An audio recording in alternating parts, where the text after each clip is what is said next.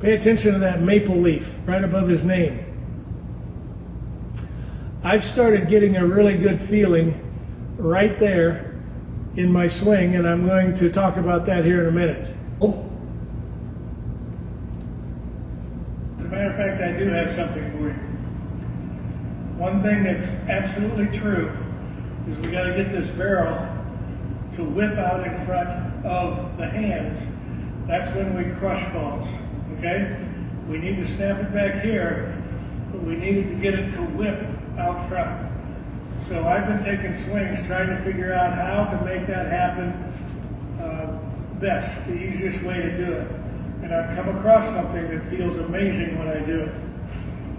I want you to take a pole or something and put it behind your neck like this and get this end, the barrel end, to come around.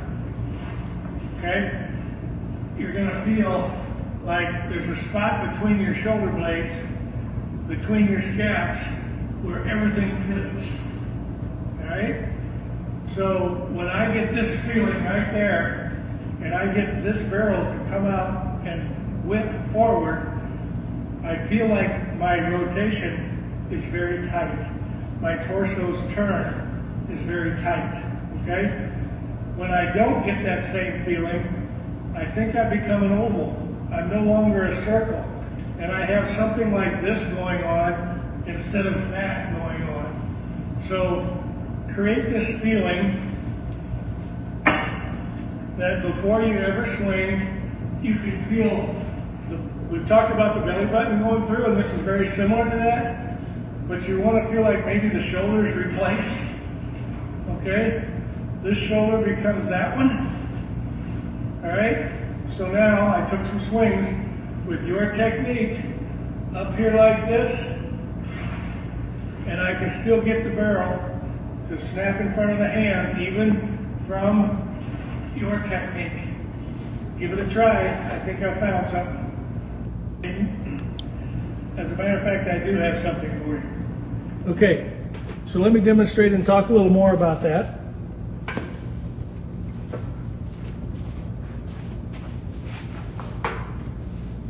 First of all, I use the word rotation in there. It's still a tilt move, okay?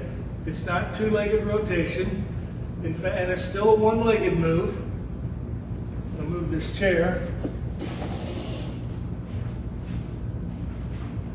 I'm on my toes, so I'm definitely on the back leg, but I get a feeling that my head is completely still and the body literally pivots tightly as possible around the rear column, okay?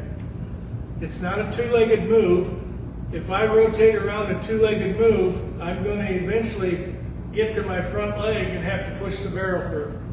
So you want to feel like it's a one-legged move and it's a really tight pivot around the rear column of your body, okay? Now when you do this, you're probably not used to the feeling, and it's going to feel, when you first do it, in fact it's okay to do it this way, to feel like you lean back a little bit, just to make sure you're not going forward. And then get to where it still feels like you lean back, but you don't kind of lose balance. You just pivot right here, okay? All right, so when you do that, you've created a circle. And when you're swinging a circle doesn't need a load. Watch, this barrel, this pole is just sitting here in my hands, vertical. I don't have to load anything to really snap it. Whether it's here or there or wherever I hold it, I didn't have to load and then do it. The properties of a circle, the bottom coming up and the top coming down, doesn't need a load. You can just do it instantly. So when you have this feeling, that maple leaf right between my shoulder blades, that's my pivot point. I don't have to load that. Now I'm going to get into a position so I get some direction. I'm going to coil a little bit so I have an opposite field direction. Okay? but I don't want to load my shoulders because I don't want my shoulders to unload. I want a pivot, okay? I don't want my shoulders and arms to push the bat. I want to pivot, okay? And I want to do it very quickly. So when I do that with a bat, let me first show you what I mean by the bat whipping in front of the hands. That right there, that bat whips right there, and it'll only do that when my hands are stopped. So from my stance, my hands are already stopped. I'm not going to let the arms move them. They move here, but this is okay. They're not moving independently. It's just the turn of the body.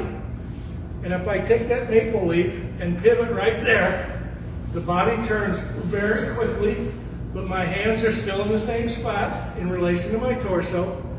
And if I snap the barrel as I do that, that barrel just whips out in front of my hands.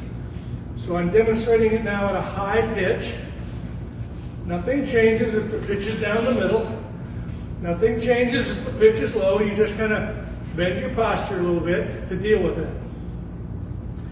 So I had a Division I softball player in here yesterday. And she had been here for 4 sessions, 2 days, 2 sessions a day.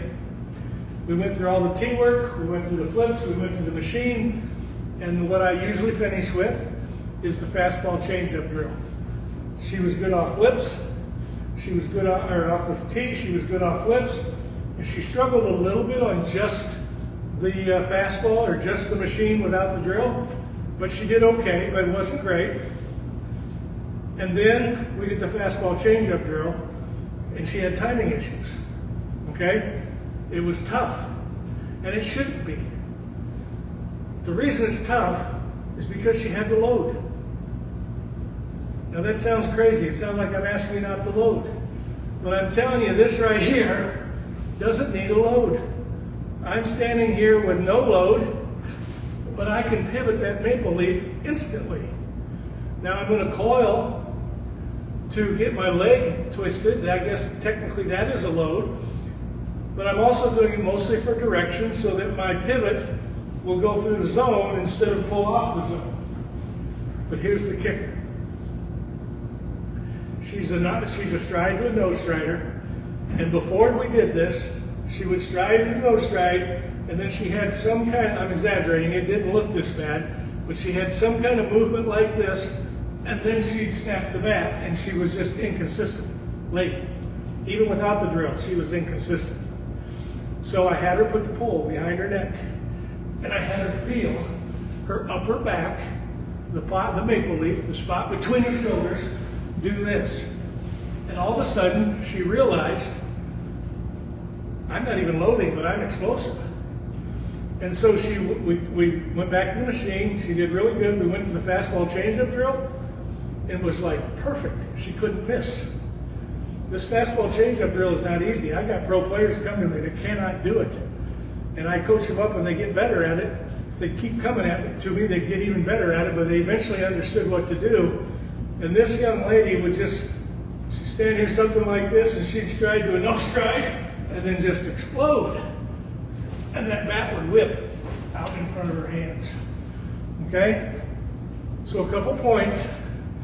You want to feel, I've often used this example, your rear column, make it feel like a tetherball pole. It's anchored in the ground. That thing cannot lean. In fact, a tetherball pole doesn't actually turn, but your tetherball pole can turn. Okay? And this bat kind of wraps around the pole like the rope of the tetherball. It's a rough example. The point is, you got to get a solid rear column. Okay? Now, you are going to have to bend over at the waist to get to pitches. But what we can't do is something like this and start turning our body too soon, which moves our hands, which is going to get us out from behind the corner, which means we're going to have to push the bat. And when we push the bat, the barrel won't whip until the hands stop. And so we've got this big slack move before we can swing. Okay? This concept of a circle versus an oval, or a circle versus an ellipse, which I've called it in the past, is huge. If I'm an ellipse, an oval, I've got to kind of load back to go forward to then swing, and it's always a push. But if I'm a circle, I don't have to load anything up here. I am going to coil and twist my leg to get the benefit of that, and also to get the good direction I need, but I can instantly snap the bat at any moment. The fastball changeup drill, for those of you who haven't seen it, I'm going to show a video of it here in a minute. But basically, the ball comes out of the machine at the same speed, but I feed the ball at different times, and therefore it gives you a change-up effect. And all you have to be able to do to hit both the fastball and the changeup is to instantly snap the bat. If you can instantly snap the bat, you will do it when the ball comes. The fastball will get to you earlier than the changeup, but you can snap it instantly for either ball. But if you've got some move you got to do before you can swing, now you've got issues. Okay, you're going to get beat by the fastball, and then you're going to start cheating so you hit the fastball, and then you're going to get exposed by the off-speed pitch. Okay? Hope I've explained this in enough detail for you to understand it. One last thing, it's a twitch. You can't do it slow. You snap the bat here and you twitch the body instantly as quickly as you can, and that bat will whip.